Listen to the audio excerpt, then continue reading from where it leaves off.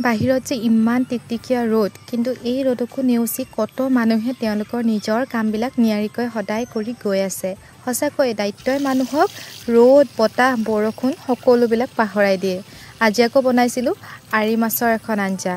প্ৰথমতে মাছখিনি ভালকৈ ফ্ৰাই কৰি লৈছো আৰু একেখিনি তেলতে প্ৰথমতে দিছো এখিলা তেজপাত অলপমান ধনিয়া গুটি কাটি ৰখা পিয়াজ আদা নহৰু আৰু বিলাহীখিনি আৰু ইয়াতে দিছো সোৱাদ অনুযায়ী নিমখ আৰু হালধি আৰু ভালকৈ লৰাই লৈ ইয়াতে অলপমান নৰসিংহ পাতো দি ভালকৈ আকৌ এবাৰ লৰাই এখিনি সিজিবলৈ দিছো আৰু ইয়াৰ তেল উলোৱালৈকে ভালকৈ সিজাই লৈ ইয়াত অলপ কৰি অলপমান পানী দি দিছো আৰু ফ্ৰাই কৰি যে ৰাখিছিলো মাছখিনি ইয়াতে দি দিছো এয়া প্ৰায় হৈছেগে আৰু আসলতে বৰ বেছি একো কৰি থাকিবলৈ মনো ইমান যোৱা নাই যেহেতু ইমান গৰম